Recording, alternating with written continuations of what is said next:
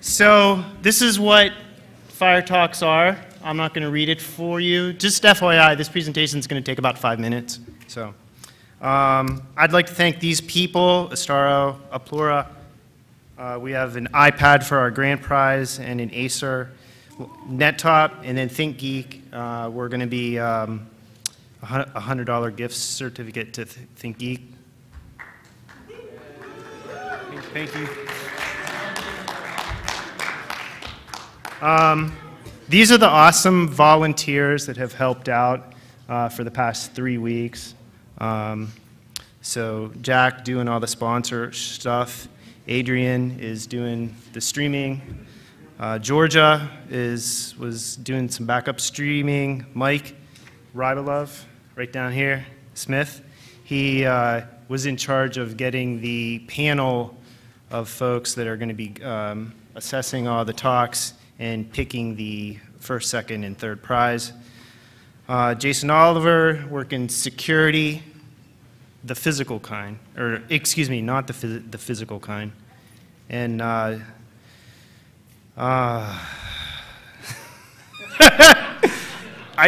just want to call you by your real name, but you know you didn't want me to put it there, so I don't know. Yeah. So without further ado, we were just going to start. So that was all I had. If anybody had any questions or nothing, okay. So the first speakers, it'll take a few minutes just to swap off here, is going to be Ralph Broom and Danny Gitovi, and they're going to be talking about protocol security. You're still doing it wrong. So.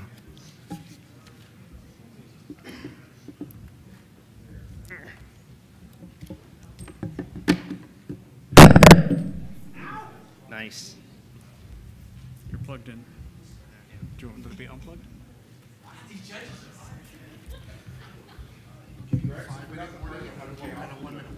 Okay, cool, thanks. What will it look like?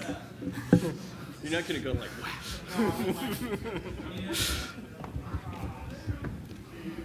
That sucks. Nope. Yeah, we could have done that for you. That's all right. So you have 15 minutes. Yeah, he's going to give us a warning, he said. Oh, are you doing it? Oh, sweet. We have the little things.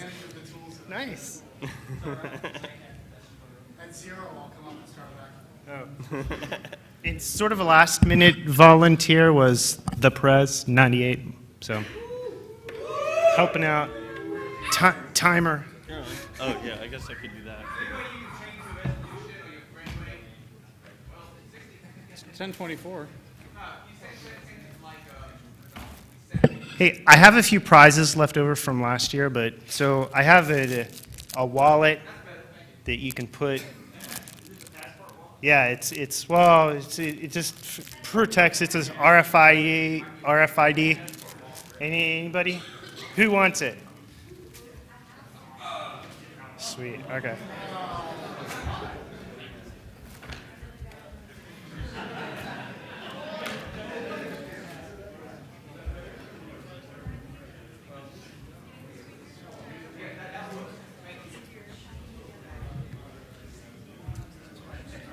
Doing it? Okay. Well, my name's Danny Gitovi, and this is Ralph Broom, and we're going to talk about protocol security and mostly about people using unsecure protocols where you think they would normally do that, say at security conferences. Go ahead. There's a little bit about who we are. The slides will be available later. 14 minutes and running, right? Yeah. This is all of our stuff. Our employers really... No. Okay, thanks. Okay. You wear that? Okay. Well, we're teching up mid-speech. So none of this is basically got anything to do with our employers. Hopefully that works for us.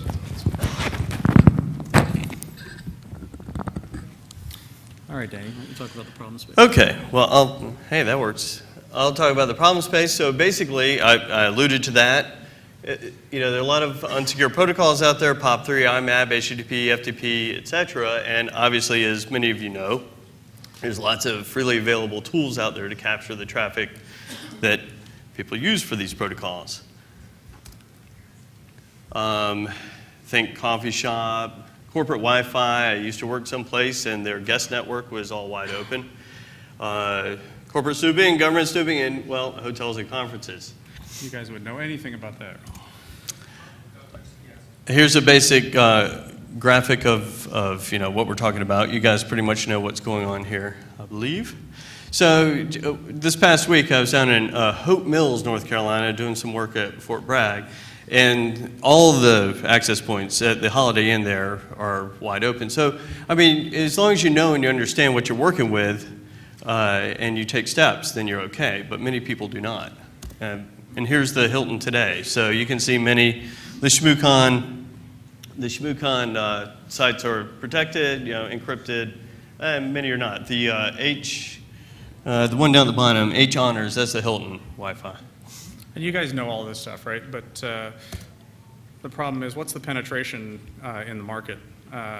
This is from Lean forward. Wiggle.net, and this is the trend line since they've been measuring in like 2001, I think. Great site, by the way, go to it.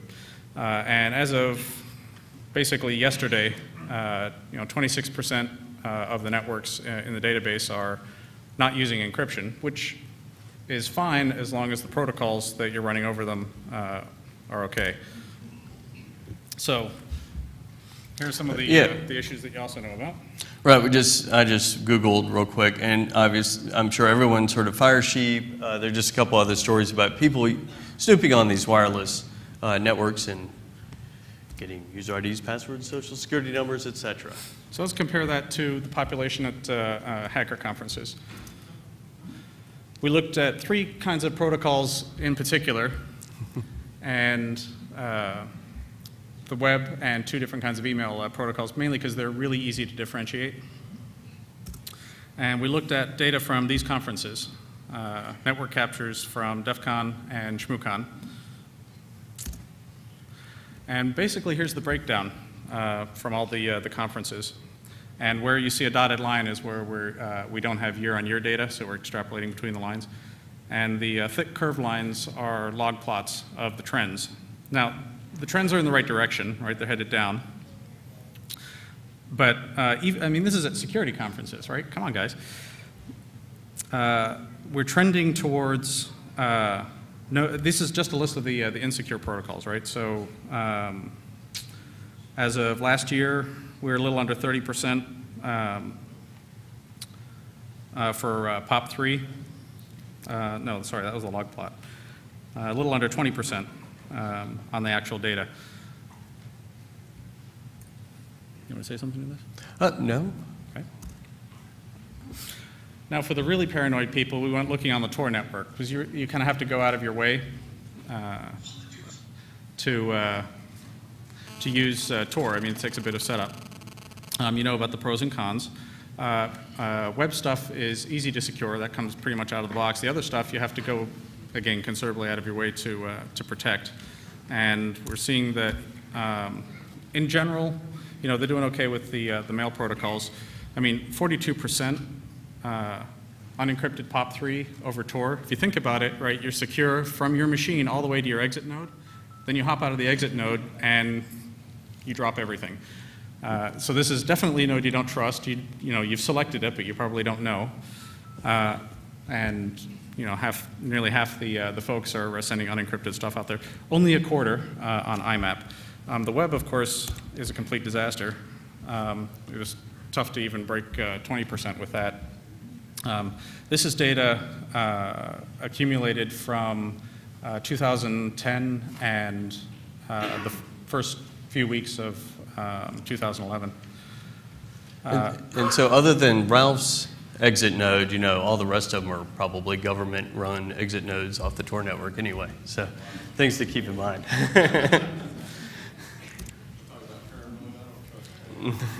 Exactly. Well, okay. So we're about done here, actually. We got really worried about trying to fill up 15 minutes and run over, and I think we're going to run short even. So that's pretty cool for you guys. basically, the trend we're seeing, things are improving slowly. One of the things, though, that you come across, I mean, a company I used to work for provided email services, still do. They do not provide POP-S as an option, so you can only POP in the clear. They do have a secure webmail way of getting your mail, but do not support SPOP or secure IMAP either. So one of the things you should do is maybe push your ISPs, your email services, anything else that you're using if you're not running it yourself, to do this. Facebook, for example, right after you log in, everything else is set in the clear. I understand there are issues. There are issues with latency, with SSLing everything, but still, I mean, there's some things that you would expect out of your service providers.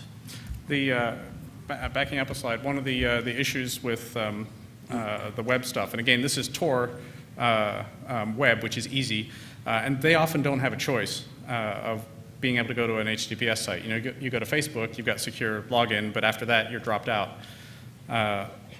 More and more applications and attacks are coming out over the web interfaces, the Facebook vulnerabilities and the like, ad vulnerabilities. So this is where this is going to continue to be a problem until we can secure the channel.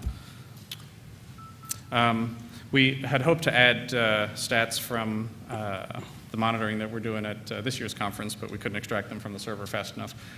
We've recorded about 100 gig of data in the past 17, 18 hours, and that's before most of you guys got here. So I'm not looking forward to the rest of the weekend. We're going to be busting the hard drives. Thank you. All right. Any questions? Happy doing time. Ralph, you guys mentioned the HTTPS everywhere, anywhere. What about the ESS tool that they come out with recently? Have y'all looked at that? That's it, isn't it? Is that what it is? Yeah. And they're adding more and more websites to support that. Interestingly, some websites, even though they support SSL, aren't fully functional. Google is pretty bad, actually. You flip to SSL, and a lot of the functionality, which you take for granted, stops working. Any other questions? All right, thank you, guys.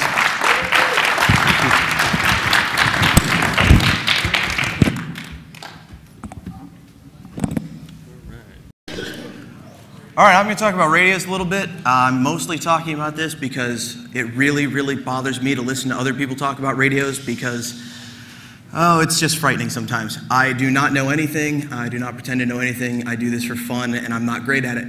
I'm mostly doing this to see if any of you actually care because I've been doing a lot of research, and I'm wondering if you want me to actually present it someday. So here we go. Who am I? I am a jerk. Nobody likes me, and that's the way it is, and you can all enjoy it. I'm a college dropout, I'm a geek, I'm really obsessive, and I'm an asshole. Man, that's in there twice. I'm sure there's a reason. Okay. Requirements for this type of research, aside from obviously having a radio, you have to be home alone, you must enjoy listening to white noise, and you can't be bothered by loud screeching sounds, noises, oddly modulated beeping. If you really enjoyed listening to your modem, this is definitely for you. Downsides to this kind of research, wife that hates hearing static. Yeah. So what's a radio, seriously? If you don't know that, then I guess you're in the right place. Yes, thank you. I appreciate that. Radios are those little things in your car that let you listen to KISS FM. You're all following still? Okay, great. So radios are actually typically a crystal oscillator in an old radio. I wish mine would do that. It's not making any noise. Okay. You can either have a crystal oscillator radio, which is the older kind, which is really fun, except you have to keep buying different crystals when you want to change frequencies. And all the new ones are variable frequency oscillators, which is a cool little electronic gizmo that changes frequencies all the time. And it's what's in his radios making all that awesome static. So thank you. I got a button for that around here. Yeah, see, mine works too. Okay. Frequency usage. How do people use radios for communications? Simplex is how a lot of us are using them here today. You'll notice that the con is using simplex operation. I'm using simplex operation. This right here is simplex because you're all listening to an audible frequency and you're sharing it. We're not changing audible frequencies. We're all listening to the same one. Okay? Repeaters are a very...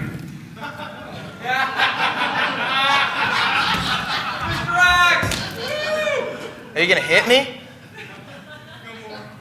Wait, you hit me, but you missed him. So I have a great deal. I just want to stop for just a second. I'm trying to sell a French service rifle. It's never been fired and only dropped once. Repeater operation, getting back to the purpose of this talk. Repeater operation is when you use your radio to talk to another much more powerful radio and then it rebroadcasts a signal. This is the way most operation functions, such as the hotel. The hotel operators, they have little radios, they talk to each other, but they actually go to an antenna on the roof that broadcasts it throughout the hotel so that I can hear security from my room as well as down at the con, no matter where they're transmitting from. Why don't I just transmit back? Well, they have cool little tones. Tones are not encryption, and I'll get to that as we go along. Tones are just little sub-audible carriers that make a little sound that you don't get to hear and the radio filters right back out. But if you don't make the right little sound, the radios don't work. For instance, if I were to accidentally tell you that con operation is on 464.81 something or another megahertz, it wouldn't really make a difference because all you could do is listen unless you know what code it is to transmit and bother those people, okay? CTCSS is an older kind of analog format. It's very, very simple. The problem is it's really prone to interference. You can actually get these kinds of tones accidentally. You don't have to do it on purpose, and it'll cause a lot of interference. DCS is digitally coded squelch. It was something that Motorola came up with a while ago, and it works a lot better. Yeah, digitally coded squelch. It's really, really simple. Okay? Trunking is another method. All radios they will listen to the same frequency. And when one person in a talk group keys up and says, you know, I'm security and I'd like to transmit, it tells everybody that's tuned to the security frequency to automatically switch to a different frequency where they transmit. You can listen to trunking devices with a regular analog scanner, you just don't know what you're listening to. For instance, if you're at DEF CON and you're at the Riviera and you're listening on a... Good call. Yeah, if you're listening to a cheap little amateur radio instead of a real trunking radio, you can listen to the Riviera. However, you don't know whether you have security or whether you're listening to the maids about who needs more toilet paper. And as fun as that can be, it is mostly the maids. All right, my phone is off, so that's not me. Okay, modulation types. Everybody should be fairly familiar with AM and FM. AM is amplitude modulation, which is all it's doing is varying the power output on one frequency. So it powers up and down very, very quickly, and then the radio modulates that back to something you can listen to. Frequency modulation, which is what you probably all listen to if you're younger than Doc Kahuna over here. FM radios are going to vary the instantaneous frequency, so they'll go back and forth along the frequency spectrum. What's important to note here is that most communication radios are actually what's called narrow FM, which is a mono FM, whereas what you listen to in your car is a nice stereo wide FM. It has an extra carrier to listen to more music, okay? Digital radios, are you going out to get a snowball? Digital radios, instead of using those standard AM and FM modulations, come up with their own modulation schemes. APCO Project P25 is what all of DC uses. A lot of other big areas use stuff like that. And the codec for the voice that they use is actually called IMBE. I will post these mostly just so that you can remember that acronym because that is pretty easy to decode and really entertaining in DC. You might notice that when you start listening to the radio, it's really hard to get on the metro in the front or the back car. That's all I have to say. Websites and software, Google is always your friend. Everybody loves Google. However, radioreference.com is a really great website. They list all kinds of stuff, including all the hotel's frequencies. They even are nice enough to list the input frequencies to the repeater, so if you really wanted to talk to all the hotel staff to get fresh towels, I suppose you could do that. Software integration, all these different radios, each one typically has a different piece of software to interface with it, right? This radio that I have up here is a Yaesu or a Vertex standard radio. They have a series of software called VX Commander. All the scanners each have their own software. However, I work on a small project, and I use work on very loosely because I program like hell, a program called Chirp that we've been trying to get to work on all of the different amateur radios so that those of us that have these devices can all program them together.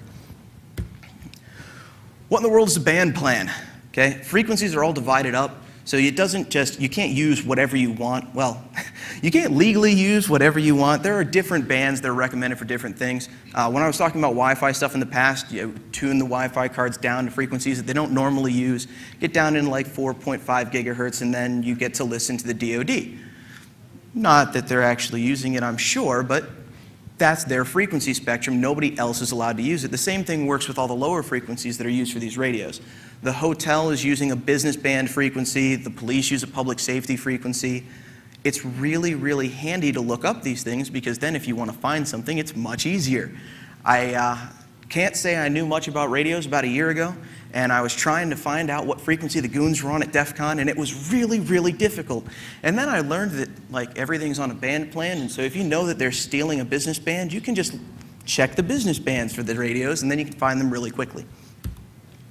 Okay, businesses use stuff, hotel security around here, maids, engineering, talking from point to point.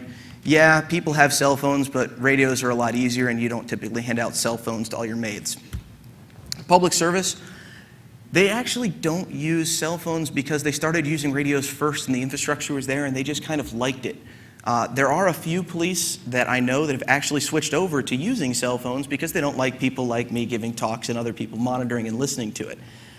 Believe it or not, it is actually a crime to listen to a police while you are moving.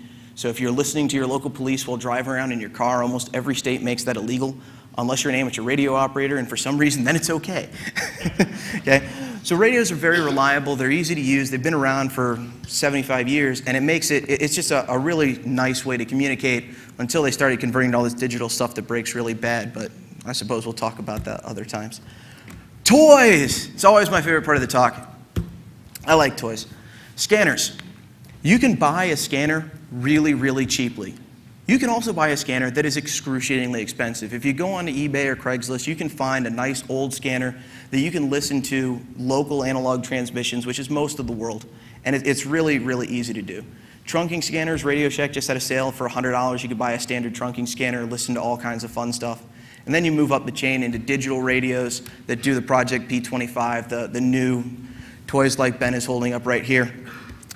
More than slightly expensive, but they're a lot of fun. While a cheaper scanner is going to be as low as $5 or $10, trunking scanners tend to run about $100. Digital scanners are about $4. And then software-defined radios, things like GNU Radio, you can actually use, and then you just decode whatever you want.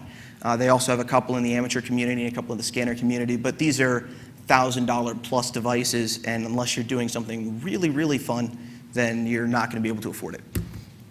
Amateur radios. Most people that want to transmit stuff buy amateur radios. Okay? You have several different options for amateur radios. This is what we call an HT. That is a handheld transceiver. I know, it's the longest words for walkie-talkie, right? We all had one of those when we were kids. Mobile radios are the ones that go in your car. Base radios are the ones that sit on your desk. Okay? What's really nice is that people are cheap. I harped on this when I did my Wi-Fi talks because the reason you can retune a Wi-Fi card is because they're not going to make one for Europe that they're not also going to sell in the US because it costs them more money to buy two. If you build two different devices, you have to have two production lines and all that. So they just make one and then fix it in software so that it can't transmit. So guess what? This Yaesu radio happens to be made by a company called Vertex Standard in Japan, and their business band radios called Vertex Standard here in the US happen to be rented by the Shmoocon security staff. So give or take, my radio is exactly the same as the ones that they're using for Shmoo, except mine has more buttons on it. That's really about it. That's it. More buttons is better, right? And if you modify your radio just slightly, most of the time you can open up those frequencies and do it really easily, and you can transmit on a lot more than the radio was originally sold to you as having those capabilities. Some of the radios like this one are really nice. They're easy to open. Some of them you have to take out a soldering iron, and honestly, I'm terrible at that. Do it yourself. You can buy old military hardware, old business hardware. They sell programming kits for almost all of them. They sell completely kit radios. If you really are handy with a soldering iron, then that's always an option for you. You can build it from a bag of parts. And I say you because I can't. Myths, radio encryption. This absolutely drives me nuts. I hear every year, oh yeah, man, the goons have encrypted radios. They don't have encrypted radios, people, okay? First of all, we, as human beings, are actually not allowed to use encrypted radios. Amateur radio operators are not allowed to use encrypted radios. Businesses, police, the DoD are allowed to, but let me tell you something really funny. APCO P25, which they spend hundreds of millions of dollars on upgrading cities, is a nice digital solution, and nobody ever enables the encryption. Why? Because it's not free. You spend all these monies on these devices, and you get digital stuff, and you have to pay them millions of dollars more to turn on the encryption feature. Guess what? They don't, okay? So yes, businesses can use them, but do you really think that they need to encrypt? Room 254 needs more toilet paper. No. Of course, do you really need to listen to that? No, but security is much more entertaining here, I can tell you that. Licensing, stop breaking the law. No, seriously. Using radios is cool, become an amateur. I just got my extra class. It is a lot of fun, and if you read too much, then it's awesome. I'm trying really hard to lower the average age of the amateur radio operators from Da Kahuna to me. I am talking to people all the time that are all retired, and that's why it's fun. Because they have all kinds of free time, and I like to sit at home too, so it's great. Chirp, as I said, is a program that I've been working on a little bit with the help of Ben and the original author, Dan Smith. This reads and writes to quite a number of amateur radios, and we're adding new features every day. I recently added support for the Yaesu VX3R. I also recently learned to program in Python, so if you have one, please test my stuff because I'm sure it's broken. And just because I'm me, I have to plug Pentu. Pentu is a live CD. That's right. You wish you saved those snowballs. Pentu is a live CD that replaces Backtrack, and that is all I have to say about that. Thank you very much, and I will not entertain any questions.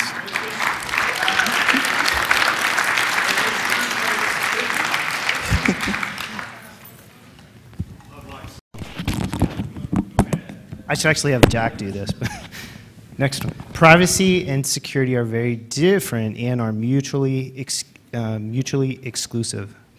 Debate. Or are you up already? Anything? These are, Jack, what are they called? Speed debates. Speed debates. 1 minute. Come on, somebody. Nothing? Okay. Okay, Jack's doing the next one.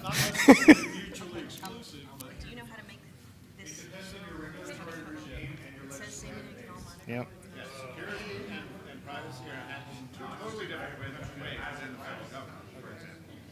This either just works or it's outdated. It looks like it must What? What's another one here? Arguing about privacy and security Okay. these days is like arguing about whether Superman could beat up Batman. Superman can beat up Batman. Yeah. It's all fiction. Are you good? Oh, yeah, yeah. We're going to put it back. We were just using it. Just if we have anybody debating. Oh, these are just fillers, so we can talk. Are you good? Awesome. Okay. Okay. So this next talk is going to be what I learned about security at Burning Man, and it's Lisa Lorenzen. So, Right on. Lisa. Thanks. So who here has been to Burning Man? I've been to Burning Man! All right, so you guys can sleep through the next 5 minutes because you already know the first, 4 things I'm going to say. So for those of you who haven't been to Burning Man, it's a big fucking hippie fire festival in the Nevada desert. You've got artists, you've got makers, you've got druggies, you've got people who like sun. Basically, we all get out there and party like hell. Wear sunscreen, drink a lot of water, do not make friends with the medics. Yes, and when I say a big party, 50,000 people. This is the biggest Porta-John installation in the world. I'm told that it's the 6th biggest city in Nevada by the weekend when the man burns. So we're all out there, and you can't really tell anything from this picture, but there's people out there in tents, there's people out there in RVs, there's people out there like me in geodesic domes wrapped with mylarized bubble wrap because, baby, that's warm at night and cold during the day, and that's what you want. We have, as far as I know, the only 2-story dome on the playa. We built our dome high enough that we could suspend a 2nd story from the geodesic nodes. We've got swamp coolers. So if you're at Burning Man and you want somewhere cool to hang out during the day, cult of levitating plywood, say you met me at Shmoocon, they'll give you a drink. So what do people do? Why do people go out there? This is the best reason I can come up with. Everything there is incredible. You have people building things with fire. You have 3 semi-trucks bent into an S-curve and welded together 40 feet high in the desert. You have more costumes and creativity and art, music. Oh my God. You're out there at night, and you're out there in the morning because you've been up all night. And you lie down because you're going to pass out if you don't get 2 hours of sleep. And there's in the background, oonst, oonst, oonst, oonst, oonst, oonst, oonst. And it's because they have, at the far ends of this semicircle, they have semi-truck-sized generators running a rave nonstop for 10 days. Transportation is a little interesting. You can drive your car in, and then you park it for the week. So the only things that are allowed to drive around at Burning Man are mutant vehicles. The Division of Mutant Vehicles, the DMV, gives you an operating permit, and that can be anything from the party bus. And the party bus is one of those two-piece with the hydraulic center, and it's got fake fur all over it, and they put a platform on the top, and there's a woman pole dancing, or maybe a man pole dancing, you can't really tell, on the top. And the music is loud enough to make your ears bleed, and someone is handing out drinks with God knows what in them. And you've got everything from that to approximately 1,000,003 people on bicycles, because bicycles are the way to get around out there. Did I mention that we're in the desert? It's actually a dry lake bed. So what you've got is thousands of years of sediment at the bottom of a lake bed that has dried up and turned into the finest alkaline dust you will ever imagine. It gets in everything. You will be cleaning it out of your ears for a month afterwards. We'll get to that in a minute. So when you go out to Burning Man, you're either a citizen or a tourist. And you can tell them apart pretty easily because the tourist is the guy walking around in cargo shorts and a t-shirt and a ball cap with a beer, ogling all the topless women. And the citizens look like this. And I could have put 15 pictures in here. The variety of human expression, the motto of Burning Man is self-reliance, radical self-reliance, and radical self-expression. And you get this, you get everything. So, what did I learn about security at Burning Man? Well, first of all, I learned that there's approximately 1 million ways that you can hurt yourself, and most of them start off by being a dumbass. And I think this applies directly to the information security community. So, anytime you have an infographic about the myriad ways you're going to get hurt in an event, that tells you something going in. First of all, like most of us in InfoSec, we spend a lot of time in the dark. Literally in this case, instead of figuratively.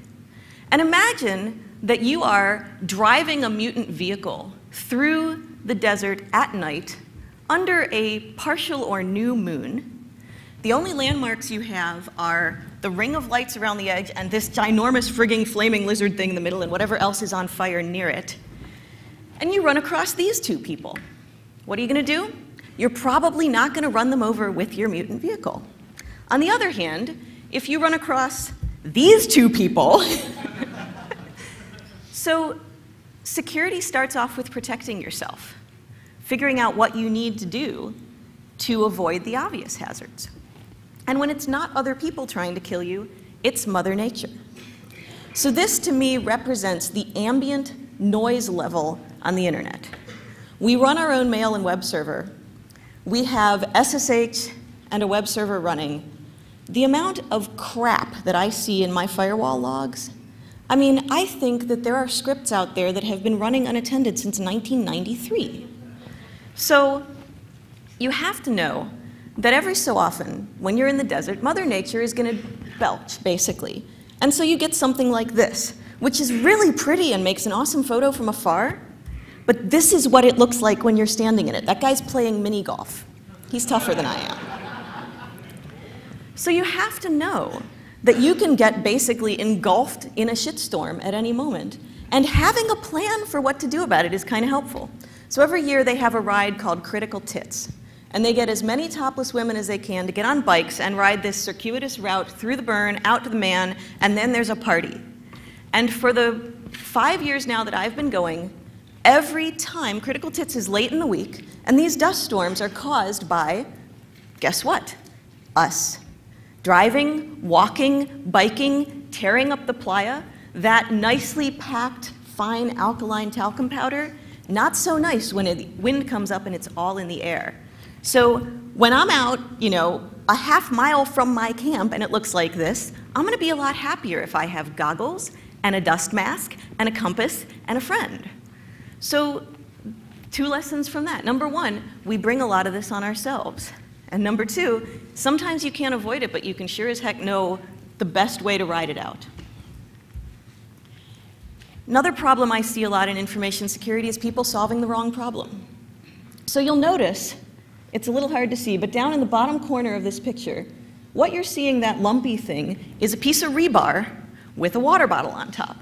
So these guys are being really smart about their tent, because when the wind comes up out there, anything that's not nailed down is a tumbleweed. I mean, we've seen tents going ass over tea kettle. So you use the rebar to anchor it into the desert, and then you use the water bottle or the tennis ball or the stuffed animal to make sure that you don't cut somebody's shin off in the middle of the night when they get up to pee. The problem is, if your tent is not capable of withstanding the wind that it's nailed down against, you end up with this. I'm not sure where this guy spent the rest of the burn, but I'm guessing it wasn't in that tent. So in a lot of cases, you find that the controls you put in one place end up causing you problems in others. User circumvention, anybody? The other nice thing about Mother Nature is she doesn't just whip up the dust in, you know, relatively handleable circumstances. There's nothing like being at a huge something set on fire and watching the fire tornadoes go spinning out and people playing dodgem with the fire tornadoes. You haven't lived until you've seen a 60-foot high of swirling dust and flames coming straight at you. And as if that wasn't enough, a lot of people like pain, apparently. This is an event called Dance Dance Immolation at Burning Man. And the way that Dance Dance Immolation works is you have a DDR pad, you have a Nomex suit, and a full respiratory system, and you have a flamethrower mounted, pointed at your face. And you get on the DDR pad and you start doing your thing, and when you screw up, the flamethrower goes off. And the fun part is that if you're really good and the DJ gets bored, he starts firing off the flamethrower at random intervals because he wants you to get off and let the next guy play. So some people go looking for trouble. You put an unpatched Windows 2000 or Windows XP system on the internet, this is what you're going to get. So why do I go?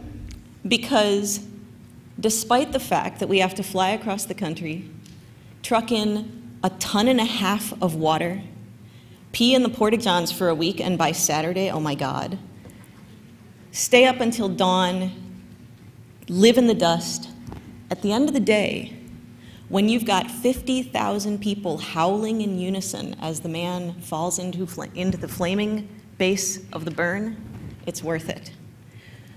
I think of that as a metaphor for my job in information security. Some days, it doesn't feel like it's worth chewing through the straps, but some days there are 50,000 people howling in unison, chasing the same bug or the same issue or just the same cool thing that happened, and I realize, you know, these are my people. That's it.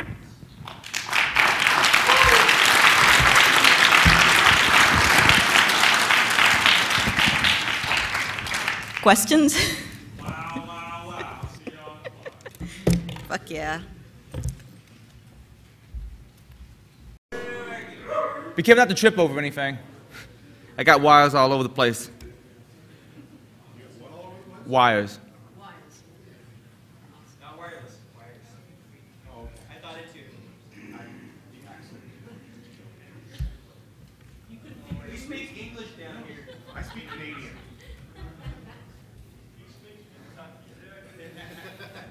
Technically, I don't even speak that, but I live in Indiana. It's just hard to explain where I live. No one knows where I live. Louisville, Kentucky, though, it's easy to explain. All right, are we good? Everything's good? Slides are up? All right, in that case, this is the beginning of my presentation. It's going to be an intro to the I2P darknet. Welcome to cyberspace. All right, first of all, a little bit about me, which I don't have time for, so I'll just go through it really quickly. A little background on what I mean by a darknet. Essentially, a darknet is, well, my personal definition is an anonymizing private network. Generally, these are constructed using encryption and multiple proxies. Sometimes every peer in the darknet is a proxy. Sometimes certain dedicated machines are proxies, like in this case of Tor. Now, Tor is going to be the darknet most of you are most familiar with. How many people here have used Tor? Okay. How many of you have ever heard of I2P? All right. How many of you have used it, really? A few. Good. How many here have heard of Tor hidden services? I2P focuses pretty much on hidden services, and if you ever give it a shot, it's a whole lot faster for that kind of functionality than Tor. It's not meant for proxying out to the public internet. It does have some of those capabilities, but that's not its core focus. Also, I just love the term cypherspace that some people use to describe darknets. But we're going to be talking about I2P, and I'm going to be doing some comparisons to Tor, since more people are familiar with Tor than probably any other darknet. Originally stood for an Invisible Internet Project, but no longer really seems to be using that particular terminology, so just call it I2P. First of all, the WHO. If you want to go out and find out more information about I2P, the best place to start is the website, i2p2.de. Why? Anonymizing layer on top of the internet.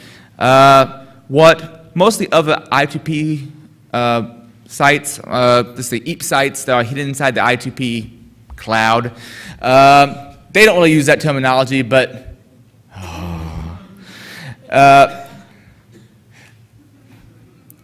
the protocols, there's other protocols you can use. It's a general anonymity layer. You can put other protocols on top of it, like people use IRC over top of it. There's various peer-to-peer clients that run on top of it, like iMule and IPSnark, which is a ITP Snark, which is a version of BitTorrent. Anonymous email systems. There's tons of different things. And the general how of it is each person who joins the darknet runs their own particular proxy, and people connect to this proxy using a local tunnel to get out on the I2P network. And I'm going to be showing a little bit about setting up tunnels here shortly. And one of the big things about I2P is it's pretty much completely distributed. So unlike Tor, where you have directory services where you find out who you can connect to, I2P uses a distributed hash table based on a Camellia. Someone else will correct me on the pronunciation of that later on, called NetDB, so that you don't have a central point of failure, at least hopefully not. All right, here's generally how I2P is structured. You have both in tunnels and out tunnels, which you can see illustrated there by Bob and Alice. Charlie, you only see out tunnels. Dave, you only see incoming tunnels. And basically the idea is you make a request, you send it out your out tunnel. By default, a lot of tunnels have 2 hops. So you go through 2 other people to that end of your out tunnel, then it goes to find someone else's in tunnel, takes another 2 hops, and actually gets to somebody else and maybe jumps around a little bit more from there. The idea is this is a mixed net style anonymity network where you basically are confusing who is sending messages to who. One of the advantages of it as far as having an in tunnel and out tunnel, it makes it a lot harder to do correlation attacks. In some classic darknet strategies, you can do what's a traffic correlation attack, where basically if you saw 10 gigs of data come in here and 10 gigs get received here, and they're the only people that are exchanging those kind of traffic, that gives you an idea of who's talking to who. Or if you see a megadata, 2 seconds later, a megadata, 1 second later, half a megadata. If you see that pattern someplace else, even if it's encrypted, you can still modify the patterns. By having ins and outs that will get recombined with other people's data, it really massively confuses the matter of trying to figure out who's who. As long as you have a lot of people using it. As long as you have enough people using it. And that's actually one of the people that, things that I2P, the crowd actually point out, is that a lot of attacks on I2P are still very feasible because of the small size of the network compared to other networks out there. But you've heard of Tor, which stands for the onion router. Well, I2P uses what some they refer to as garlic routing. And part of the reason it's called garlic routing is, well, not only do you have the layers, but you have individual cloves. So let's say you send out a message, it might get mixed with someone else's message, which really makes doing any kind of correlation attack based on traffic analysis kind of tough. And you have multiple levels of encryption. Like let's say you have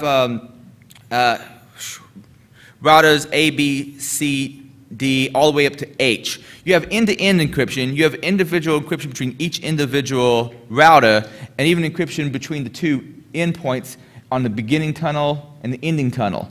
So, I mean, they've put a lot of thought into that particular process. Basically, if you were to see how it works, you send a message out one tunnel, goes in someone else's in tunnel, back out someone's out tunnel, back and eventually to your internal.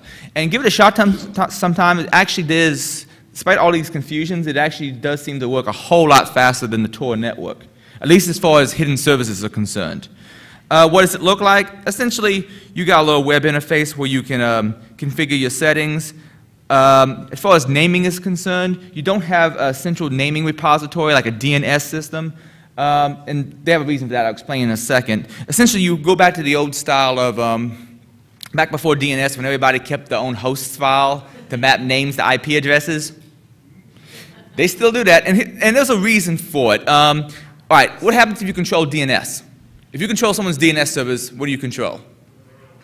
You control a whole hell of a lot. So their fear is that if they had a central DNS system, if someone controlled that, they would totally screw up the system and ruin anonymity. So basically, they make people do this themselves, or you can subscribe to services that will automatically put new entries in your host file, but you're implying a certain level of trust to those services. So essentially, actual identifiers instead of IPs inside of I2P, you get these kind of identifiers. Who all wants to type that inside of the URL bar in a web browser?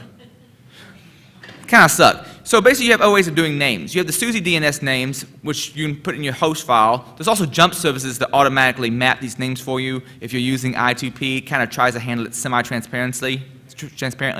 You can also take that 516-character address and turn it into a base 32 address, which is still ugly to type, but at least it matches most, or at least it would be a valid URL you can enter into a web browser if you're using this for HTTP-style traffic. All right, I2P pros and cons. Pros, and I'm thinking this versus Tor more than anything else.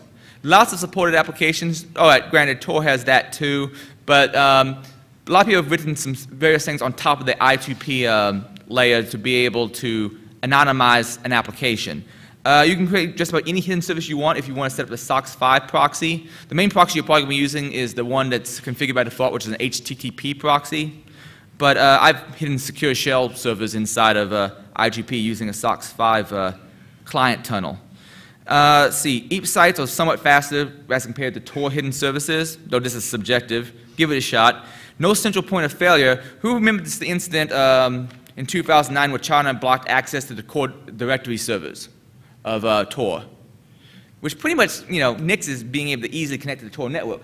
The way I2P works is it's distributed. If you already know a few nodes in it, you slowly start distributing that information. Like if you've used the CAD network inside of eMule, it's actually based on the same protocol. Cadimlia, I believe is the way it's pronounced. So that no central point of failure is a major selling point for them. Cons, limited out proxies.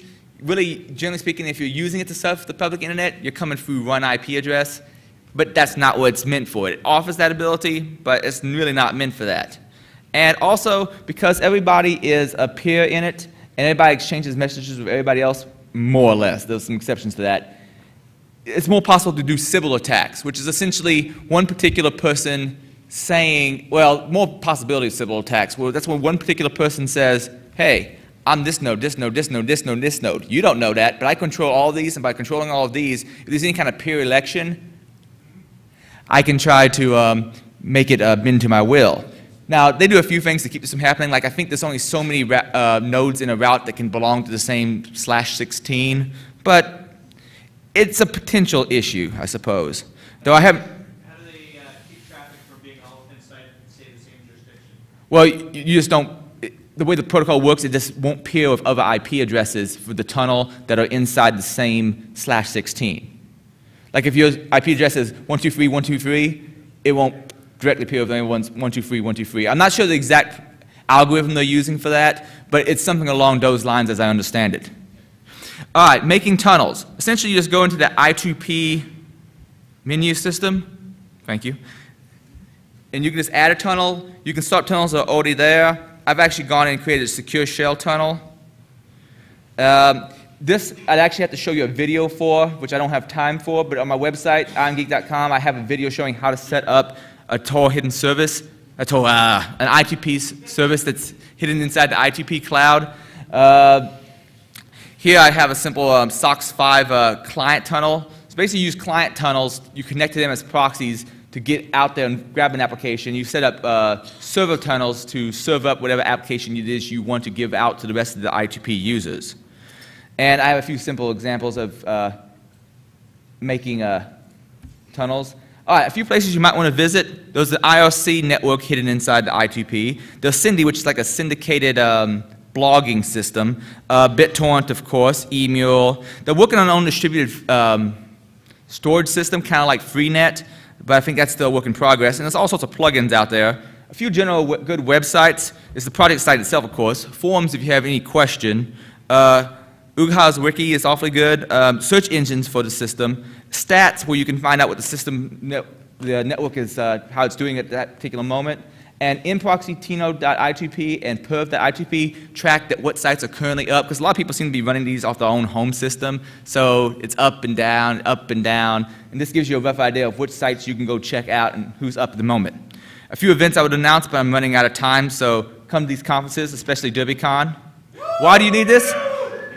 More than anything else, if you want to host something that you're afraid that someone's going to censor, that would be the major selling point. Except you're still predicated upon the rest of the internet speed. True. Yeah, if you don't have an internet connection, then you're screwed. So you're censored. If they totally block everything, yeah. And do I have 2 minutes?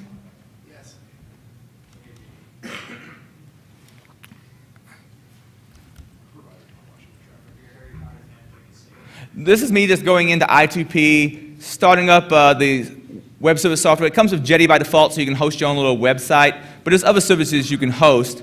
I think I also opened up a tunnel here eventually that I set up to where I could SSH into a box. Now, granted, the way I've set this up, I made it so you can SSH into my home router. This was just a demo. There's no reason you'd actually want to do this, but I needed something to set up as a generic test tunnel. You have a whole bunch of different options as far as creating a tunnel to go in.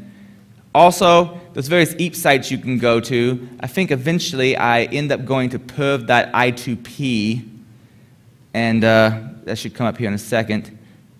Well, there's the forum system where if you want to ask any questions, or sometimes you find EAP site announcements out there. And there's a wiki out there that has tons and tons of links as well as information about securing yourself. Because if you have something that leaks information on the application layer, it can still easily give away your anonymity. ZZZ is another, he's actually one of the core developers. I think he's the project lead, and he keeps a forum which is more development-oriented chats than the normal I2P site, the normal I2P forums. And here's that, I believe that's the perv site I mentioned before. I can't read the URL. Let's see. Yeah, of sites that are currently up, what the uptime's been, and so forth. And that's pretty much all I have. Thank you very much for your time.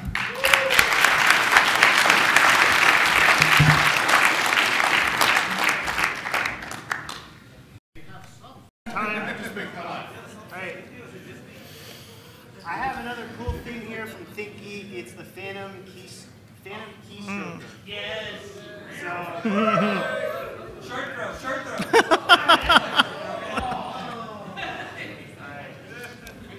Thank you, Jack. That sounds like USB. That is. Actually, my project was inspired because I got that as a gift at the last Firetalks. Okay, so the next talk is Jimmy Shaw. He's going to be talking about mobile botnets and rootkits. Jimmy. Thank you.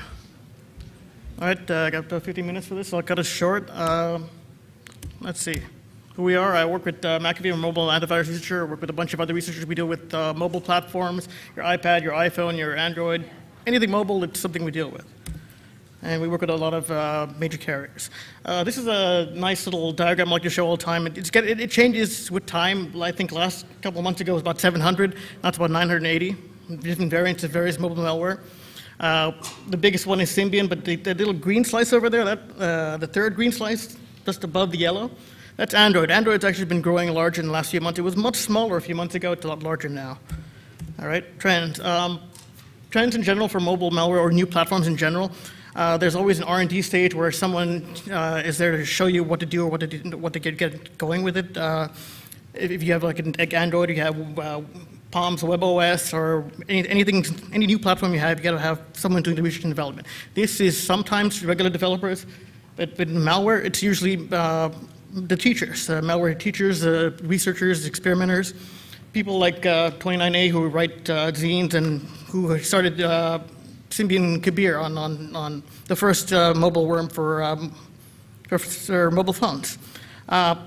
After the R&D is done, people figure out new ways of doing things on a new platform. Comes reuse, which is indicated by the various bugs that all look alike, because what you end up with is mostly script kiddies. Then no original work, no new anything, just repeats. After that comes usually the profit-taking section where criminals will decide to say, okay, we can make money doing this. What do we do? How do we turn whatever this malicious software, what can we do to make some cash off of that? And this generally happens on every mobile platform we've seen, like that original diagram. First Symbian, and Java, and then other platforms like Android, Windows Mobile, and so forth. Examples of precursors of mobile malware rootkits. Symbian Comware was one of the biggest worms, whatever combination worm, virus, infector. There are a number of, this was done by one developer, Elodor, who came up with 4 or 5 variants released like every 6 months, adding functionality continuously every time. So he was like, okay, first I'm going to evade detection, delete other malware. His final version was something that just delete one after antivirus software directly. Okay, on Windows CE we had InfoCheck. InfoCheck was a, it really just helped. It was more of a secondary portion to allow, I guess you'd call it a downloader. It reduced the security on the system so that anyone could silently install the second half. The server that was going to deliver that never was taken down before it got any widespread, or InfoJack got spread wide enough. So there weren't very many infections. Actual rootkits. Most of these things that we've actually seen in the wild have been very few for mobile rootkits in general until recently. So what we have seen is Linux mobile rootkits. Why? Because Linux is easy to write for. At DEF CON there was one. The Rutgers University team pulled off a few different attacks. They presented, I think, I forget where they presented. But a bunch of things you can do on Linux because it's an open platform. Okay, next page. Hello. Right, back up one. Okay.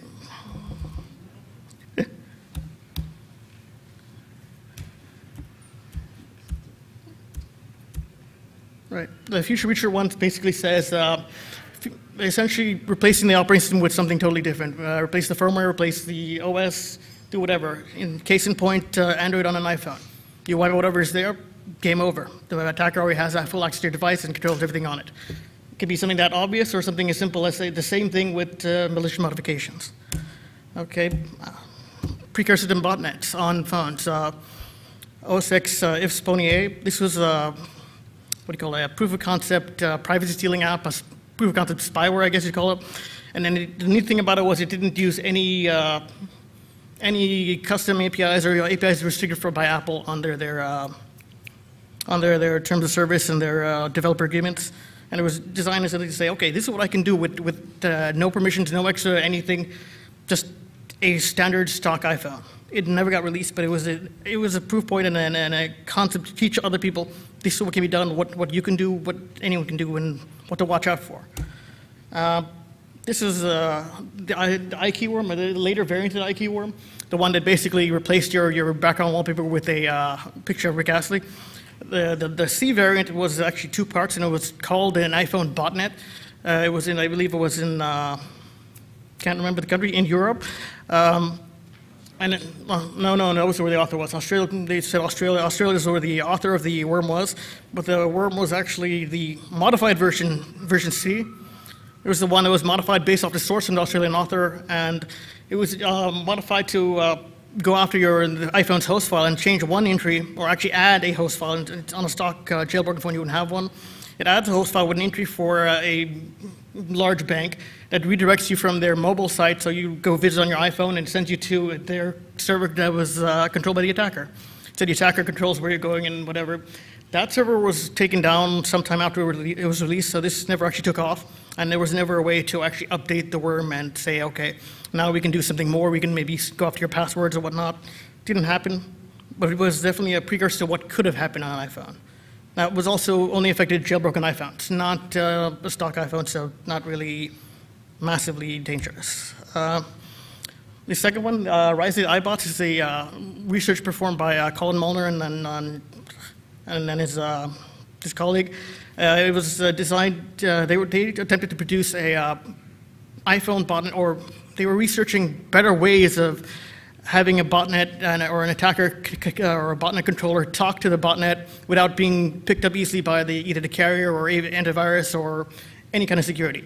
Because most botnets at the moment were using SMS as their, using SMS as their control channel. So you'd send your commands over SMS to the attack to various botnet the clients, and saying, okay, do this, or gather passwords and send them back to me, or gather information, send it back to me, or delete stuff, or whatever, all over SMS. So you had to worry about, this is going to go through the network, and a bunch of other things. They worked out that in the lab only, on a bunch of iPhones, that, okay, they ended up using something like, as previously mentioned about peer-to-peer networks. They used a combination of a peer-to-peer network and HTTP and to basically change out how the command control channel works. So it's, instead of relying only on one definite channel like the SMS channel, they say, okay, we'll have each client talk to each other and what do you call it? Sorry. So they can all find each other. Much like a P2P network, it's distributed hashes, and they'll be able to find each other. So on a peer-to-peer network, you don't have to know where a central location is necessarily, and that actually helped them maintain their or increase their reliability of communications.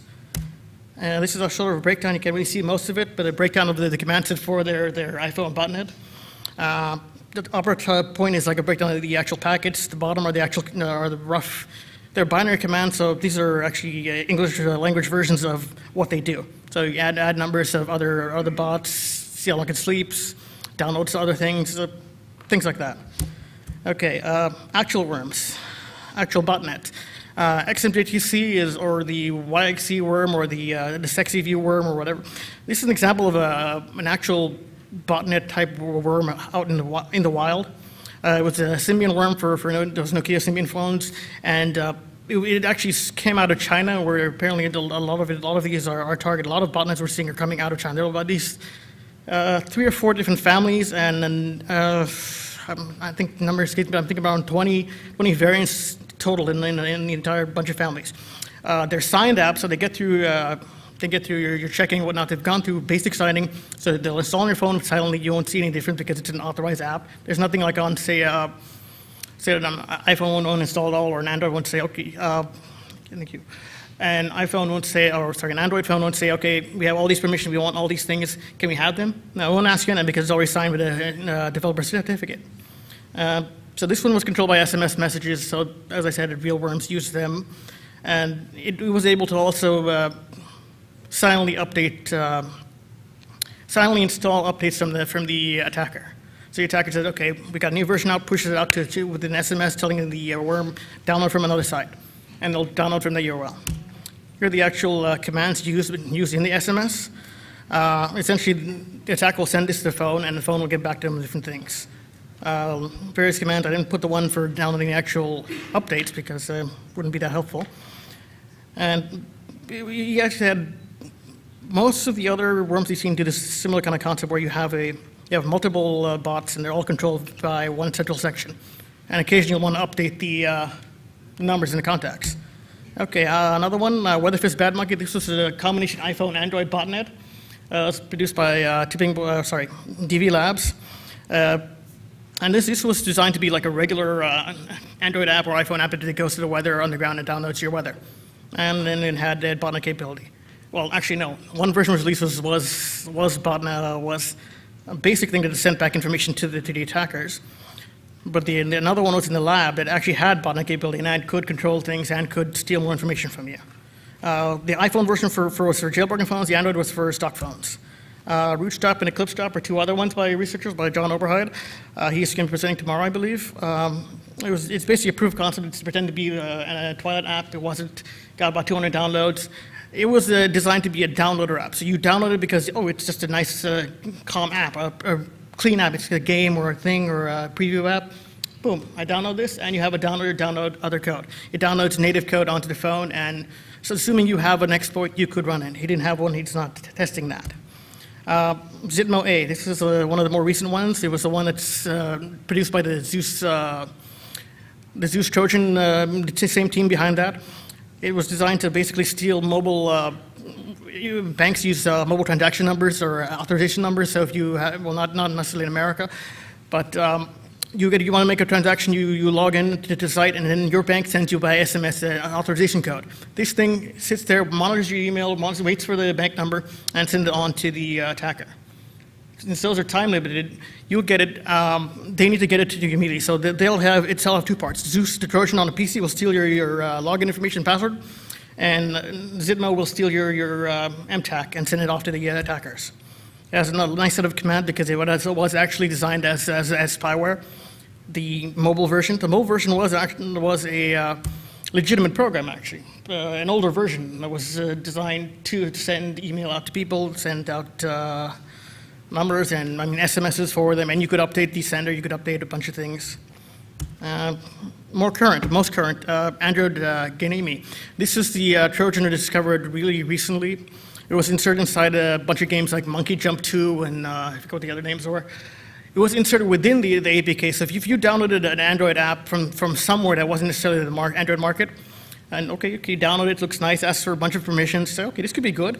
You didn't download from Android market, so you weren't getting necessarily the legitimate one, but hey, you found it, you say, okay, I can try this out.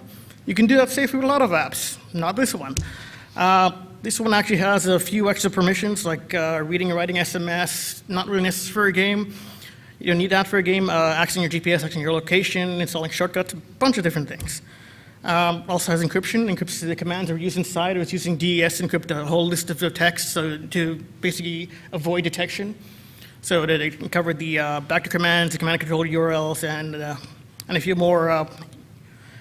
more commands. So there was also an attempt to connect to like a local backdoor in the code, and it on port 8791. But we never found one that was actually running, when it was actually on. It might be a second downloader, it might be something else. Okay, and there's actually a list of commands that were actually for this Android botnet. Contact list grabs your contacts, grabs your SMS word, grabs your device info, grabs your location, a bunch of things. And uninstall things. Those commands actually go to the that 8791 Trojan, so we're not actually sure what that's doing. And a few other things for killing and getting rid of SMS. And this is the closest thing we've seen to a real in the wild botnet done by malicious people for malicious reasons. And we may see more of these in the future. Yeah, that's about it. Thank you.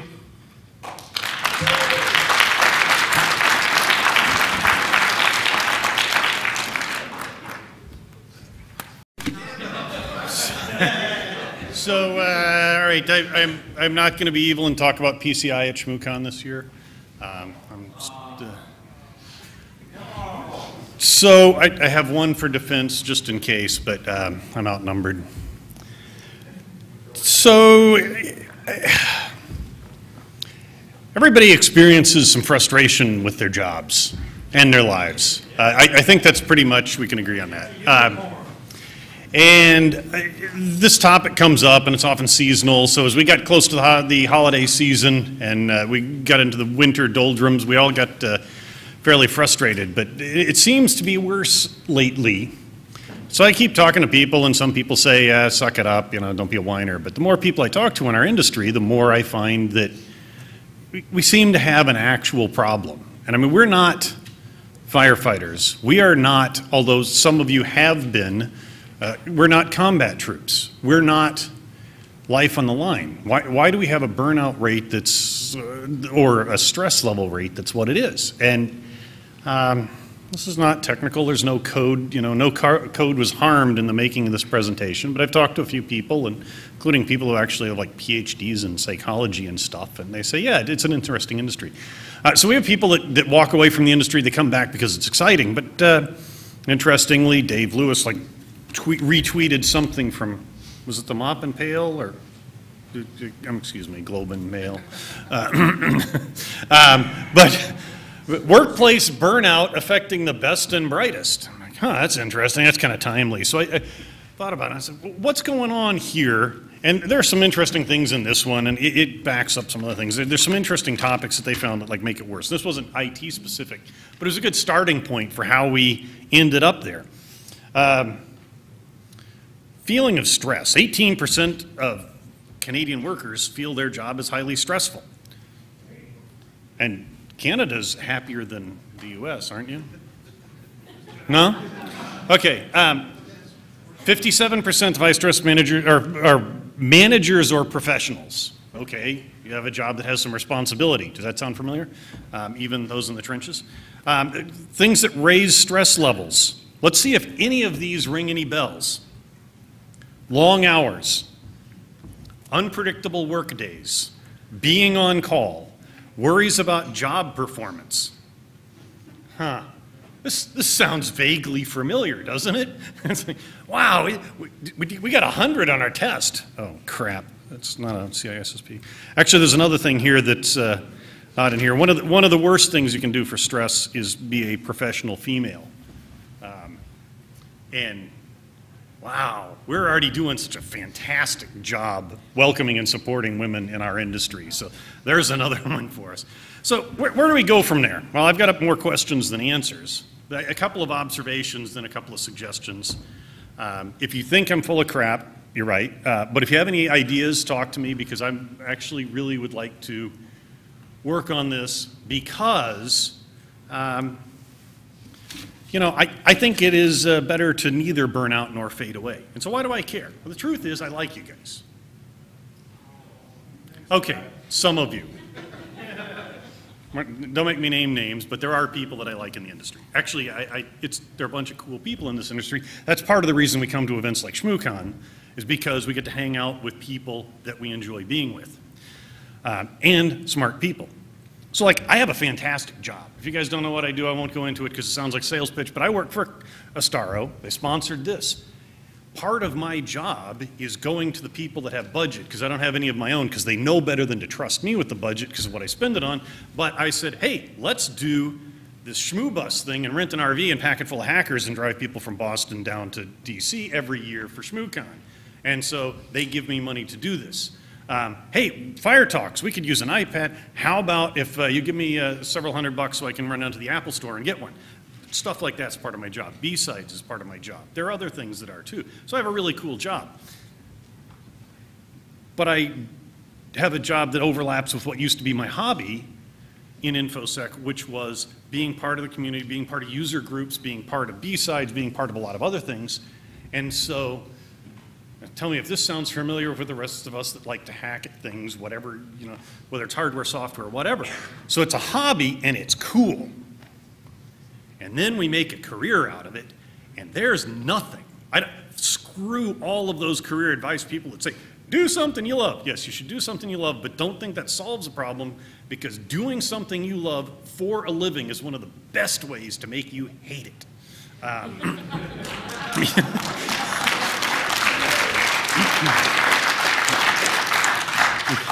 So, you need to be aware of it. Every now and then I have to do it, and I used to be in the car business, I used to be in the auto industry, and I have to make the disclaimer. I've done a lot of really horrible things in my life, but I have never sold cars for a living. So I want that to be clear. I have been in a really evil industry. But everybody's in sales. So, and I talked to some other folks, and there are people that are, especially those who are, say, mid-30s and older, who've been in this industry, and they've kind of grown with the industry. This industry has evolved, but a lot of people that got in early have a hobby that turned into a job, and now are at a point where not only are they have a job, they have management, and so they have responsibility for other people. So now what we've done is taken what you like to do, and we've made you hate it. And then